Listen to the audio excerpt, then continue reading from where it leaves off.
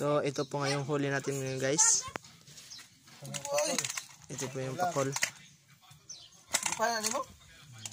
Ito pa yun guys. Guys, ito yung limasag. Ang laki ng limasag. Pa yun sa guys. Ito pa yung lahat nakuha natin guys. Hindi ka tani kung nagdaragay ng cellphone. Pana. Kasag. Ang protito. Ano mo? Ito pa yun guys. Ang pagkatungan. Guys, ito yung limasag. Ang laki ng limasag. Pa yun sa guys.